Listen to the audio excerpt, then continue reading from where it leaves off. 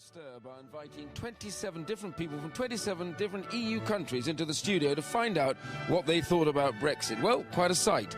Could barely fit into the studio, therefore I'm delighted to say that they've got me now doing the same thing again. Well, they're lined up outside the studio, so let's meet them all first. Hello.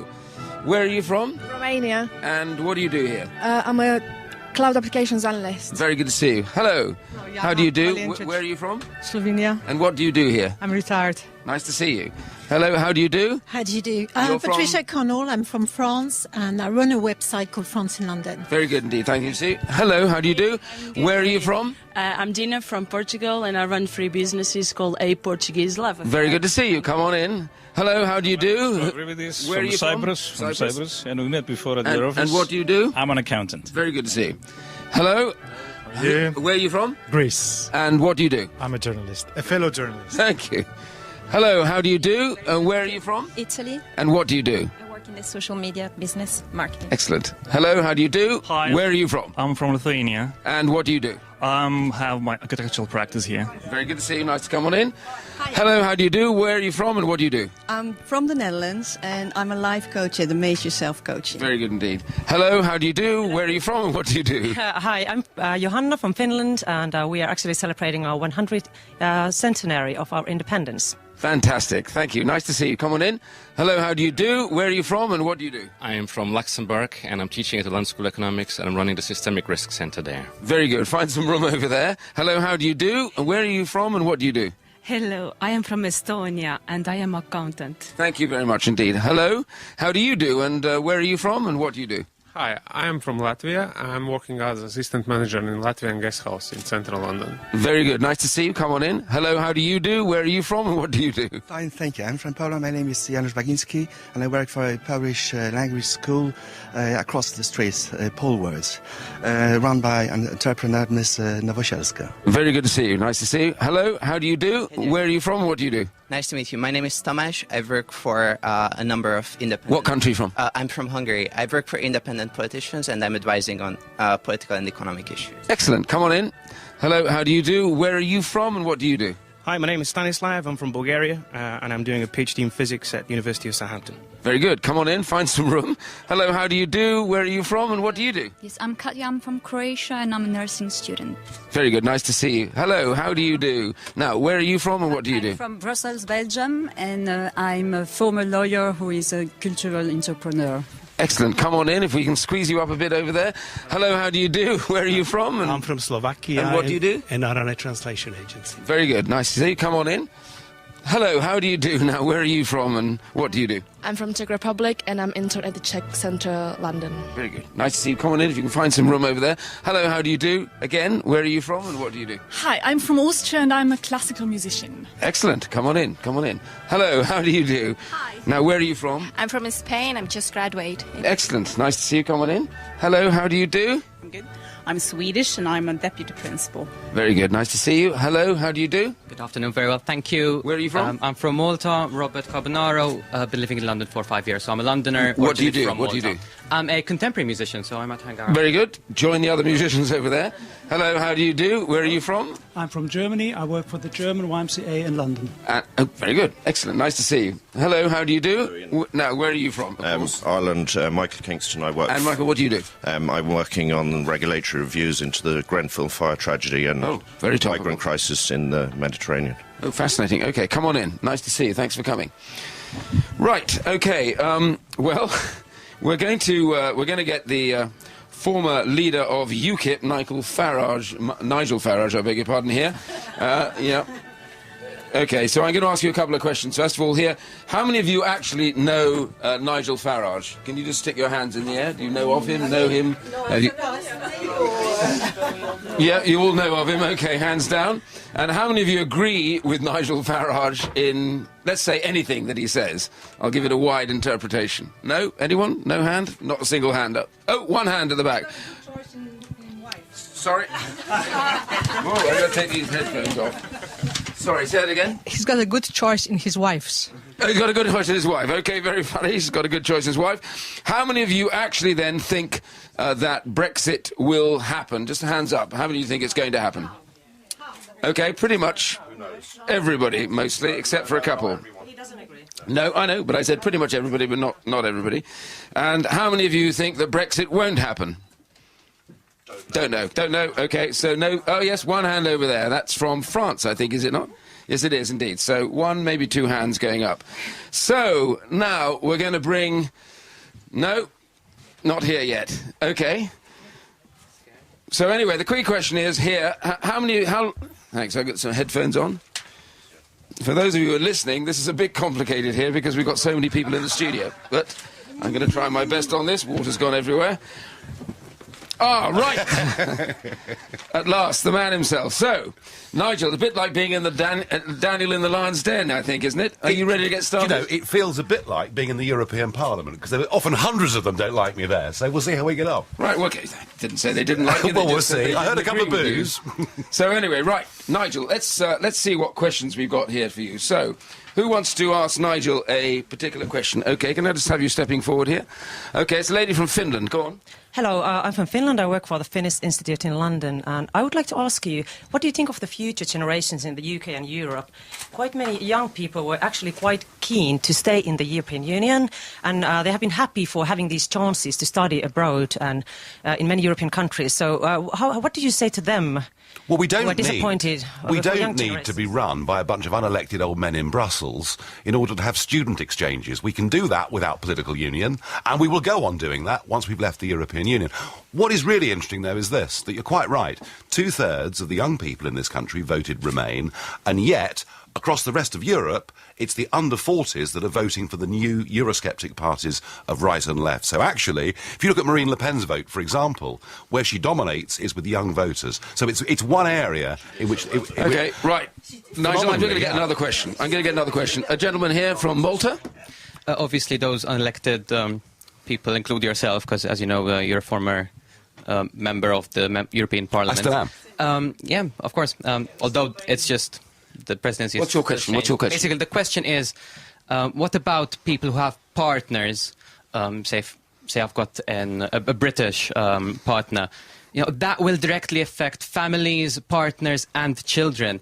And we get the impression that we might be used as bargaining chips. What do you say to that? Obviously, you had an EU national as a spouse partner. Yeah. And obviously, it's a very touching. Let's get him to answer that question. Well, do you know something? I was all in favour of the government making a big, generous offer on this, and Monday of this week, that's exactly what they've done. You know, they've been very generous about this, that anyone that's here and has obeyed the law and paid their taxes are going to have full rights in this country. I think the UK government's taken the right position on this, but ultimately, you know, just think about this. Population of this country is rising by 500,000 people every year. We cannot go on with open borders forever. Okay, Nigel, we've got somebody here from Hungary. What's your question? Hey there. I wanted to ask you about some of your grudges with the EU. Do you actually think that they were irreparable in the short term and no reforms could have come through, for example, through the most recently published White Book? Well, of course, your Prime Minister in Hungary, of course, makes me look a very moderate Eurosceptic because he's been comparing the EU to the former Soviet Union recently. Look, the argument for years was, let's reform the European Union. They had a chance to do that when they had the EU Constitution 10 years ago. They didn't take that opportunity. You're living in a system where the unelected Commission has the sole ability to make law. That is not democracy. Right, Nigel, we've got someone here from Poland who wants to ask you a question. What do you think about the government's decision to get all European citizens to apply for an ID? There are hundreds of thousands of EU citizens who have already applied for permanent residence, and they had to go through a very lengthy process of doing paperwork and so on and so forth, and the criteria had to be strict criteria had to be met, and now they are on par with all others. All right. Nigel, over to you. You know something? There was a big report last week from a guy who had a big job at the Home Office and stood down 2 years ago. He estimates that illegal immigration, is running at 250,000 people every year into this country. It's back to the previous question. We have to get a grip on this, and if people have to fill in a few forms, so be it. OK, we've got the Republic of Ireland here. I'd just like to ask you, Nigel, you came in sort of laughing and joking, but this is a very serious situation we're in, and I'd like to know what you think of the political upheaval that this is all causing at the moment, and in particular with reference to political upheaval taking precedence over civic duty and issues such as recommendations following the Camberwell fire disaster, and why government haven't been able to take that seriously and focus on civic issues. I think I know. On the Europe issue. Yeah, I mean, yeah, obviously, absolutely. I know you're an expert in this area. I mean, it's very interesting. Very interesting to talk to have an Irish question, because, of course, the Irish people twice voted against European treaties just to be ignored and forced to vote again. So I think in terms of political upheaval with Ireland, we are your most important market in the world, particularly for agricultural produce. And you know something? We want that to continue just as you do. We are not leaving Europe. We haven't just cast you all aside. We're going to go on. We're going to go on trading and being good neighbours. Absolutely. I want to keep this brief. I've got one more question here for you at the moment from Croatia. Yes. So what do you think, how would Brexit affect Brits that live abroad? Because I think there is 2.2 million Brits that live in UK, in Europe. Nothing like that. A maximum is 1 million, and a lot of those only spend the winter months in the sunshine. But how's it going to affect them? Do you know something? The Brits that are on the Costa del Sol, or the Brits that are in France, I mean, they are hugely beneficial to those local economies. Frankly, things aren't. Well, yes, of course. Okay, it's all your questions. Stick your hand up in the air, and we'll come to you in a second. You can't be heard without the microphone. I mean, there may be 1 million Poles living in the United Kingdom, and there are 40,000 Brits living in Poland. There is an imbalance here. Okay, we've got a question from Italy here. Yes, hi there. Listen, you said it's not going to change much with the trade between Italy and the UK. I hope not. But actually, already a 9% decrease has been in the export of olive oil from Italy, which, we're big producers. So what really is the forecast? What do you see between us and you? Italy, I'm afraid, is in a very bad way. You're stuck inside a currency that is completely unsuited for you. I think Italy would be the first country to leave the Eurozone and to get back its own currency. And the sooner it does, for the good of the Italian people, the better. You might want to come back on that one, because he's made a prediction about your country. Yeah. Go on, you can have a real go at him. Go on. No, I'm saying there's something that's going on in Italy that keeps saying about that. But I think before Italy leaving European Union, should be looking at the causes that caused UK to leave Europe, because I don't think it's a good thing, but I think some issues could be addressed. So maybe Italy could be helped to look at the causes. Well, there is an argument. I mean, there is an argument that actually we might set a trend, that we might look to a Europe in 10 or 15 years' time, where as sovereign democratic member states, we work and trade and cooperate together, rather than giving our power to the bureaucracy in Brussels. That's what we objected to. Right, I just want to, because I've got a couple of people here. Sure. Nigel made a point here. He said he's been quite disparaging about whether the European Union will survive. How many of you here think that the European Union will survive over the next 10 years in the form that it is at the moment? Well, they don't agree with you in that case. Well, they all that's think it all right. will, overwhelmingly here. Right, we've got someone from Luxembourg who's got a question for you. Thank you, yes. There's a tug-of-war going on between isolationist Brexiteers and globalist Brexiteers. How can you justify an isolationist Brexit as is being pushed at the moment from both party leaders, when probably democratic solution will be to go for a soft Brexit to a globalist Brexit? Do you know something? If I think of all the people, including our host, that took part I'm last completely year... independent. Today you are, of course. But if I think of all the people from the centre, left and right that took part in the Brexit campaign, every single one of them made the argument that freed from the European Union, we can pursue a genuinely global future. Brexit was not isolationist. Brexit was not backward-looking. It was allowing us to be fit for the 21st century. We are not protectionist. We're not backwards. We're looking out to a bigger world. No. The European Union is 15% of the world's economy. I'm very interested in our relationship with the other 85 too. Okay, I've got someone here from Cyprus first and then the Netherlands. I'll take two questions quickly because I think you'll be able to get them both in. Nigel, you're talking about unelected persons. I thought all MEPs are elected, apart from commissioners who are appointed by governments. But I run a few companies here. I'm an accountant in practice, and I run a few companies. Half of my workforce are actually European Union citizens who live here in the past few years. What do I tell them on this question they ask me every day? What is their future? Very, very simply, it's tragic that we haven't been training our own people to be nurses and engineers and all of those things. Tragic. I mean, you couldn't run an engineering company in Britain without foreign labour. Not possible. There simply aren't enough people qualified in that field.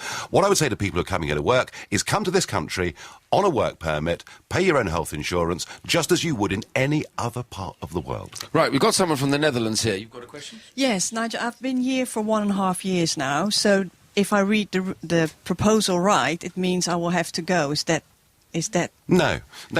Honestly, the government produced this document on Monday, download a copy of it. There's nobody is being told they have to go unless they're criminals, and the government is going to say to foreign criminals, we don't want you, which is perfectly reasonable. So how come you say I don't have to go? Because you can work your passage. That's effectively what they've said. The government has said, even if you're here for a short period of time, once you've been here 5 years, paid your taxes, you will have full rights. We've got I promise you, they've been very, very generous. We've got some Slovenia here. We've got to get to a few questions. I've been here for over 30 years, and I do have an identity card which I was issued in the 80s. So identity cards were for permanent residents. And I also have to say that we were only told about your visit here right while we were here on this floor, and quite a few of us don't agree with it. I'm going to tell you why. Do, please. I knew the way the vote was going to go because I was attacked on a train by two Essex blokes who told me to go back to my country. And that was like 4 weeks before the election. I was up all night. I saw the results. I saw you talking on the telly. And the way I felt in the morning is if I was dumped by my spouse on social media. I felt personally insulted.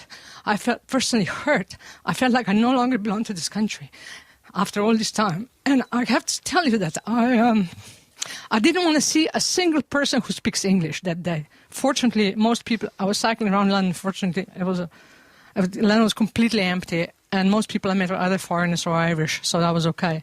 But I still feel... that way. Hang on a second, Nigel. I still feel that way, that, that I'm gradually becoming treated as second-tier human being. I go to the National Hospital, NHS hospital, and every single Commonwealth citizen who works there looks at me, at us, now completely differently. We are being treated differently than we were before. Well, that's interesting, because before the referendum, it was the Commonwealth citizens who felt they were getting a rotten deal because anybody with an EU passport was at the front of the queue and they effectively were at the back of the queue. And what we're now going to do, as we go into this global future for Britain, we're going to treat people from around the world absolutely equally. Nigel,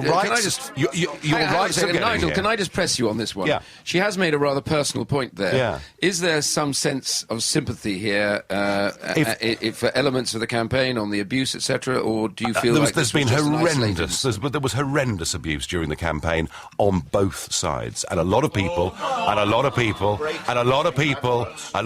behave very badly, and I don't approve of that at all. But all we've done, we haven't, as I said earlier, we're not sticking two fingers up to the rest of the world. What we're doing is getting back our democratic rights to be a nation. There are 200 countries in the world that make their own laws and determine their own futures. We've just become a normal country again. Okay, but your gentleman from Slovakia here. Nigel, you can't be heard, the microphone's not with you. So. Nigel, if I may ask you, early on you said we can't leave this country with open borders. Yeah. Now, it's one of those half-truths or half-lies which have been put forward by yourselves and people on the Brexit side. It's not true, because the Schengen finishes at Calais. And in fact, half of the immigrants in this country, or new immigrants in this country, are non-EU immigrants. Exactly. So this message was passed on by people like yourselves, inaccurate. It's the same thing as with the 350 million NHS. Sorry if I'm finishing now. NHS. These half-truths have affected people who voted for Brexit, who were not quite aware of all the facts. Well, so Nigel, hang on, before you do, just one quick question for you on the back of this. Do you regret anything that was said during the campaign that may have been misunderstood or misled? I think the big Boris thing Ian, on the National Health Service, the 350 million, that was a mistake. If they'd said 200 million, it would have been legit. That was a mistake. But just to remind you, sir, a so-called British passport has two words at the top of it. They are European Union, and 500 million people have those passports. And yes, we're not in Schengen. You have to show a passport at Dover, but we have total free movement of people. And I would say this, compared to every other country in Europe, we, since 1945, have been the most generous to refugees, the most generous and welcoming to immigrants from all over the world. And we did, for 60 years, have a policy where net migration into Britain ran at 30,000 people every year for 60 years. It is now running at 300,000 a year. The point I'm making is we have to get a grip. We've got time for one more question from Romania, and then, as I understand it, you're going to be leaving the studio, but the 27 are remaining. Hi, I'm from Romania, so I hope you're not too scared of being so close. You know, the Brexit vote was based on lies such as the £350 million a week for the NHS, scaremongering, and some really dubious funds from the DUP that were spent in the UK. So I'm quite not sure that the vote was actually democratic, but that's another story. My question today is, why is... It's not for you, but it's for Theresa May. Why is Theresa May pretending she's made a fair and generous deal, and she's pretending that the EU must reciprocate when they actually put a deal on the table on the 12th of June that guarantees the UK's people's rights in Europe for life? She's offered an extra step in acquiring citizenship that will cost and will cause a lot of hassle. I might not have the documentation needed, so I don't know. But this happens. I think we got that. But this happens anywhere else in the world. I said earlier, Britain's becoming a normal country. You know, that's all we're doing. We're not against anybody, but we're becoming a normal country, and we're also going to be a little bit less European and a bit more global in our outlook for the future. And you know what? Actually, for us, this is a tremendously liberating and exciting thing for us to have done. We're taking back our ancient democratic rights, and there's a big world out there. And I'm really excited by it. OK, right, that was the last question to Nigel Farage. I just say I think you've all done incredibly well so far. You didn't frankly have the balls to put country before party.